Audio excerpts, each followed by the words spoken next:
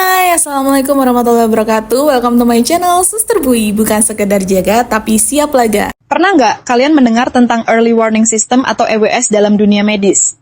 Sistem ini bisa menyelamatkan nyawa dengan mendeteksi tanda-tanda bahaya lebih awal. Di video ini, kita akan membahas bagaimana EWS bekerja, kenapa penting bagi tenaga medis, dan bagaimana penerapannya di rumah sakit. Materi EWS ini pernah masuk dalam kisi-kisi CPNS 2021 loh.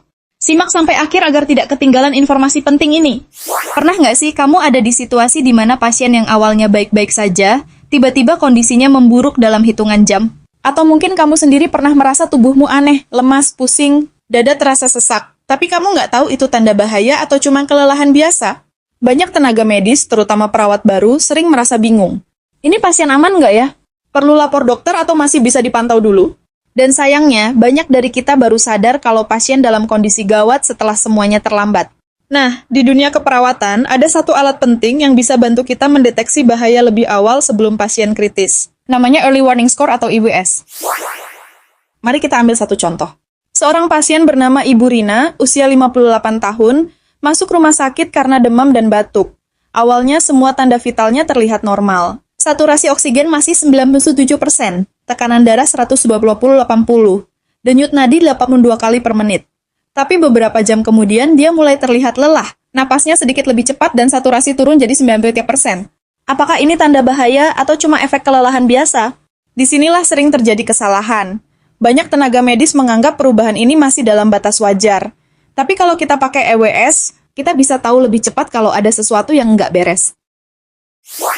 Jadi, Early Warning Score adalah sistem yang digunakan untuk menilai kondisi pasien berdasarkan beberapa tanda vital. Ini semacam skor yang membantu kita menentukan apakah pasien butuh pemantauan lebih lanjut atau tindakan segera. Ada beberapa parameter utama yang dinilai dalam EWS, frekuensi napas. Apakah napasnya terlalu cepat atau terlalu lambat? Denyut nadi apakah terlalu tinggi atau rendah? Tekanan darah stabil atau mulai turun drastis? Suhu tubuh demam tinggi atau justru hipotermia? Kesadaran masih responsif atau mulai linglung? Setiap parameter diberi skor, lalu total skornya menentukan langkah selanjutnya. Bayangin kayak lampu lalu lintas. Skor 0,4 Rayo masih aman, cukup pemantauan rutin. Skor 5 SAM bila pasien butuh pengawasan lebih intensif. Skor 7 ke atas ini darurat, harus ada intervensi segera. Kalau kita kembali ke kasus Ibu Rina tadi, setelah dihitung dengan EWS, ternyata skornya naik menjadi 6. Itu artinya pasien nggak bisa dibiarkan begitu saja. Perawat harus segera melapor ke dokter dan mungkin mempersiapkan tindakan lebih lanjut. Tanpa EWS, kondisi ini mungkin dianggap biasa dan bisa berujung pada gagal napas atau kondisi kritis lainnya. Sebagai perawat, kita sering menghadapi pasien yang terlihat baik-baik saja, padahal tubuhnya sudah menunjukkan tanda bahaya. Banyak kejadian di mana pasien tiba-tiba mengalami henti napas atau kolaps tanpa ada peringatan jelas. Tapi kalau kita pakai EWS, kita nggak perlu nebak-nebak atau mengandalkan insting aja. Sistem ini bisa jadi panduan untuk mengambil keputusan dengan lebih cepat dan tepat. Dan yang paling penting, EWS bisa menyelamatkan nyawa. Kenapa sih EWS penting di dunia keperawatan? 1. Mendeteksi kondisi darurat lebih cepat. Banyak kejadian di rumah sakit di mana pasien mengalami perburukan mendadak tanpa ada tanda yang jelas. Misalnya, seorang pasien terlihat baik-baik saja saat visit pagi, tapi tiba-tiba mengalami henti napas di malam hari.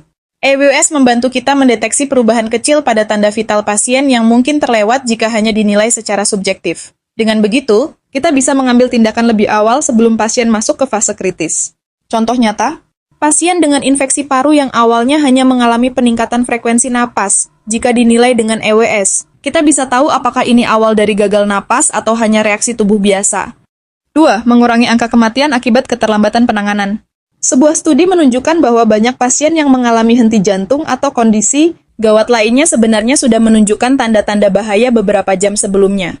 Sayangnya, jika tanda-tanda ini tidak dikenali, pasien bisa terlambat mendapatkan intervensi medis yang dibutuhkan. Fakta medis. Rumah sakit yang menerapkan EWS secara disiplin berhasil menurunkan angka kejadian henti jantung mendadak hingga 30%. 3. Memandu perawat dalam pengambilan keputusan. Kadang, sebagai perawat, kita dihadapkan pada dilema. Apakah pasien ini cukup dipantau saja atau perlu segera dilaporkan ke dokter?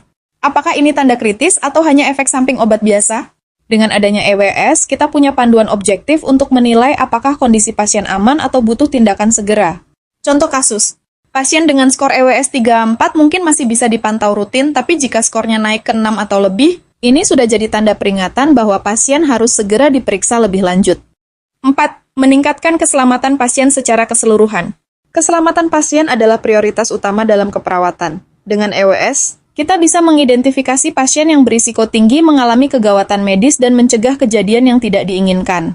Data menunjukkan, di beberapa rumah sakit yang sudah menerapkan EWS sebagai standar asesmen, angka kejadian penyakit memburuk tanpa terdeteksi jauh lebih rendah dibanding rumah sakit yang tidak menggunakannya. Di beberapa rumah sakit besar, penerapan Early Warning Score terbukti mengurangi angka kejadian henti jantung mendadak di bangsal perawatan hingga 30%. Ada sebuah studi yang dilakukan di Inggris yang menunjukkan bahwa rumah sakit yang menerapkan EWS secara disiplin mengalami penurunan angka kematian akibat kondisi kritis yang terlambat ditangani. Bayangkan kalau ini diterapkan lebih luas, berapa banyak nyawa yang bisa kita selamatkan. Sebagai perawat atau tenaga medis, kita punya tanggung jawab besar dalam menjaga keselamatan pasien. Early Warning Score bukan sekadar teori, tapi alat praktis yang bisa membantu kita membuat keputusan lebih cepat dan akurat. Mulai sekarang yuk biasakan pakai EWS dalam asesmen pasien. Jangan sampai kita baru sadar setelah semuanya terlambat. Kalau kamu seorang mahasiswa keperawatan atau tenaga medis yang ingin tahu lebih dalam tentang EWS dan cara penerapannya di dunia nyata, jangan lupa subscribe channel ini dan nyalakan notifikasinya. Stay alert, stay informed, and let's save more lives.